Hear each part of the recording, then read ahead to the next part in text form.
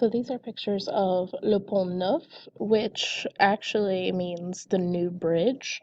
However, this is the oldest bridge in Paris, so you can kind of see how some of it mimics the architecture style that we saw in Notre Dame. This bridge opened in 1607, and it was King Henry IV who opened the bridge. And he actually had some new ideas, which is where the name comes from.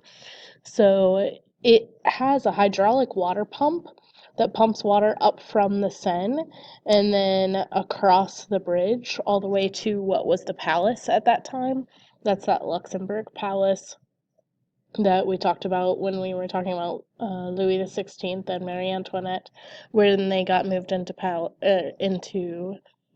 power. It also pumped water to the Louvre, which acted as the palace for a while.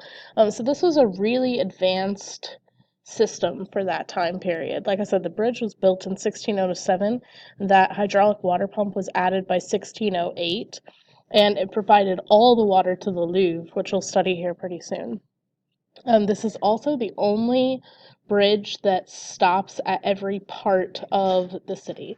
So it goes from the left bank to Ile de la Cité all the way to the right bank. So if we take a look at the map, you can see that it goes all the way across and stops at Ile de la Cité and then moves on. It's the only bridge that does that doesn't change names or anything like that. You can see Notre Dame is down here. So Le Pont Neuf is on the opposite side of that little island as Notre Dame. Also, Ile de la Cité now, that island, you can't drive on the island anywhere anymore.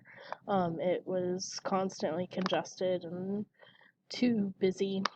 So they decided they were going to eliminate cars on the island to help with pedestrian traffic. So there are ambulances and emergency vehicles, and then also vehicles that are delivering, but no just typical traffic allowed.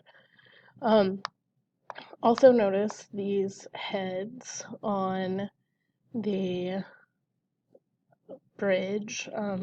These were added a little bit later. They're commemorating the Révolution Française, the French Revolution.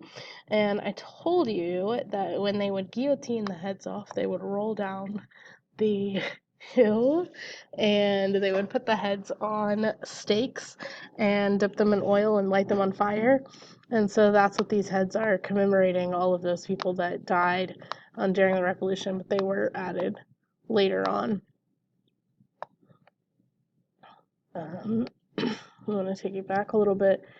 The Pont Neuf is going to be really distinguishable from our other bridge that we study because it's very plain and it doesn't have any ornate decorations on it. It's made of stone. Again, it kind of looks like the Gothic architecture style.